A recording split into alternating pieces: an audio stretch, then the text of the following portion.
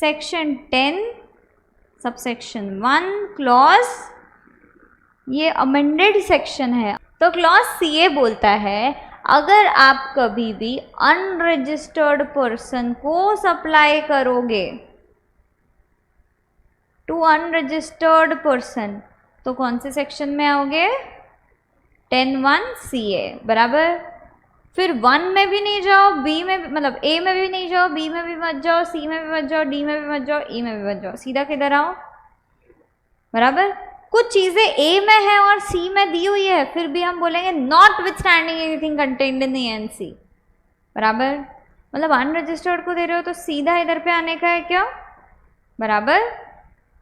क्योंकि ए में वो बोलता है टर्मिनेट जहाँ पे हो रहे हैं गुड्स उसका location will be the place of supply. अब कोई पर्सन अनरजिस्टर्ड है, हमको कैसे पता चलेगा खरीदते समय वो कहाँ टर्मिनेट करने वाला है? करे रजिस्टर्ड है तो वो अपना GST नंबर देगा, GST नंबर देगा तो हमको समझेगा कि उधर जाके कंज्यूम होएगा, बराबर। यस। तो अनरजिस्टर्ड के केस में आप क्या करोगे?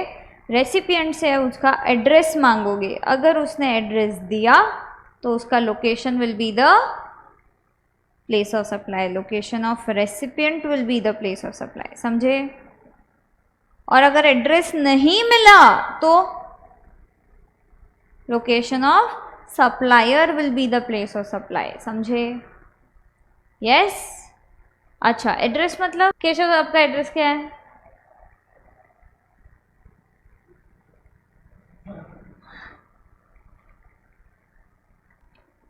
बराबर। इन्होंने अपना एड्रेस बताया, पिन कोड विन कोड भी तो बताओ, बराबर।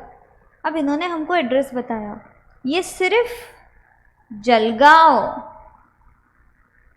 425001 महाराष्ट्र ये बताते थे तो ये सफिशिएंट एड्रेस होता था क्या? या ये सिर्फ महाराष्ट्र ऐसा बोल रहे थे सफिशिएंट एड्रेस होता था क्या? For the purpose of section 10(1) CA answer is yes, समझे? सिर्फ स्टेट नेम भी दे दिया, ये सेक्शन बोलता है it is sufficient address only for the purpose of this clause, समझे? हमको पता चल जाएगा ना कौन से स्टेट में जा रहा है, जो पर्पज है हमारा, सही है? तो ये जो है ये है आपका क्लॉज CA, देखे क्या? Yes. Supply of goods to, एक तो गुड्स का बात कर रहे हैं हम सेक्शन 10 में, किसको? अनरजिस्टर्ड पर्सन को। क्या चेक करोगे? Check whether the address of recipient is given और नॉट, इफ यस तो, इफ नो तो, समझे?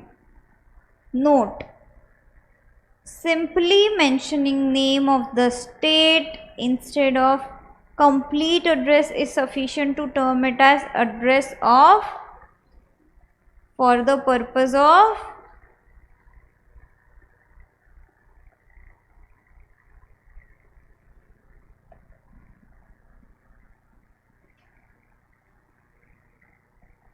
समझे?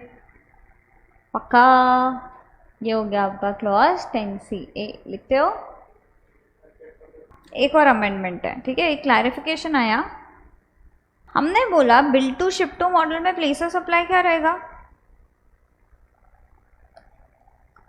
जिसको बिल किया है उसका लोकेशन, प्लेस ऑफ सप्लाई जिसको बिल किया है, करेक्ट। पर हम बोल रहे अनरजिस्टर्ड पर्सन रहे तो आप कहाँ आओगे? 10(1) CA में, करेक्ट।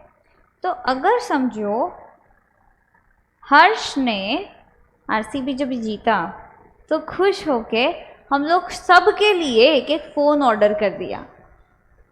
हर्ष कौन है? अनरजिस्टर्ड पर्सन, ठीक है। ये थे तमिलनाडु में,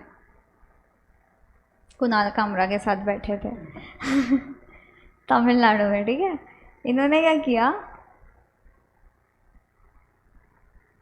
फ्लिपकार्ट पे ऑर्डर प्लेस किया 5 मोबाइल फ़ोन्स का, आयुष को नहीं भूलते हम, ठीक है। और हम लोग थे जलगांव महाराष्ट्र में, बोला कि हमारे यहाँ पे डिलीवर करवा दो, बराबर। हम भी अनरजिस्टर्ड, ये भी अनरजिस्टर्ड। इन्होंने ऑर्डर प्लेस किया, बिल इनके नाम पे गया, शिप हमको हुआ, प्लेस ऑफ सप्लाई। बी के हिसाब से जाएंगे कि सी ए में जाएंगे? आंसर इज सी ए में जाएंगे, बी में नहीं जाएंगे, क्योंकि हर्ष जो खरीद रहे हैं ये कौन है? अनरजिस्टर्ड। अगर हम बी में नहीं सी ए में जाएंगे तो बिल वाले को रिस्पेक्ट करना है क्या हमको? सी ए में नहीं, रेसिपिएंट जिसके यहाँ पे गुड्स जा रहे हैं उसको रिस्पेक्ट करना है।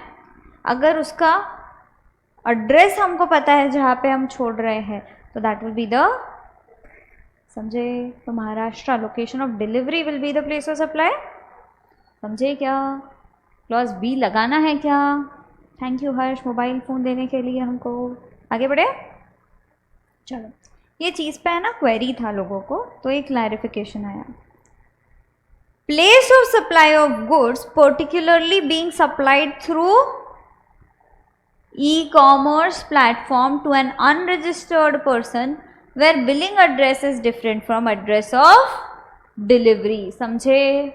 बिलिंग एड्रेस जिसके नाम पे बिल किया, एड्रेस ऑफ डिलीवरी जिसके यहाँ पे डिलीवर हो रहा है। समझे? तो ई कॉमर्स में जनरली ये होता है क्या कि हम किसी और के लिए ऑर्डर करते हैं? यस। तो अगर हम अनरजिस्टर्ड है तो हम किधर आएंगे? क्लॉज 10(1)(CA) के अंदर। करेक्ट? ठीक है। इशू दिया है और उसका सोल्यूशन दिया है आगे। ठीक है। Mister A N unregistered person located in x state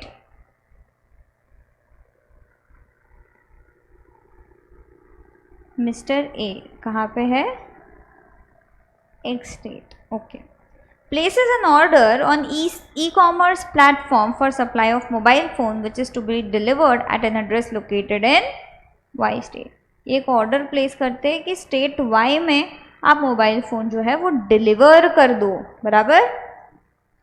yes.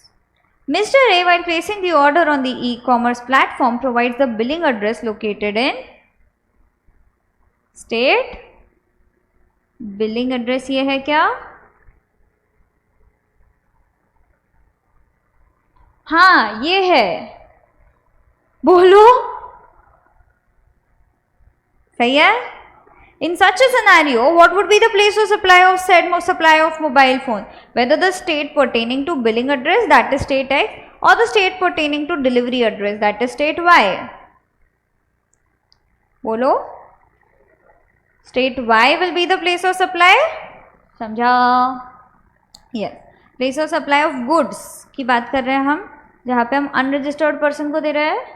Particularly कौन से गुड्स? ECO वाले, जहाँ पे बिलिंग एड्रेस और डिलीवरी एड्रेस अलग है। प्लेस ऑफ सप्लाई रहेगा डिलीवरी एड्रेस। आंसर पढ़े क्या? As per the provisions of section 10(1)(CA discussed above, the place of supply of goods shall be the address of delivery of goods recorded in the invoice. State Y in the present case where the delivery address is located. Also in such cases involving supply of goods to an unregistered person where the billing address and address of delivery are different, the supplier may record the delivery address as the address of recipient on the invoice. ये क्या बोल रहा है? ECO के case में तो हम बोलते ही है डिलीवरी एड्रेस, बट ये क्या है? ये जनरली गुड्स के केस में बात कर रहा है, अनरजिस्टर्ड के केस में। बराबर? मतलब ECO के अलावा भी अगर आप बिल टू शिप टू में हो, मतलब एक जन को बिल कर रहे हो, एक जन को शिप कर रहे हो, बट जिसको बिल कर रहे हो वो अनरजिस्टर्ड है, तो हम 10(CA) में जाएंगे, 10(1)(CA) में जाएंगे। यस, सेम चीज़ बोल रहा है ये। Also in such cases involving supply of goods to an unregistered person where the billing address and delivery address are different, the supplier may record the delivery address as the address of the recipient on the invoice for the purpose of determination of place of supply of the said supply of goods। समझ में आया क्या? ये लिखोगे क्या?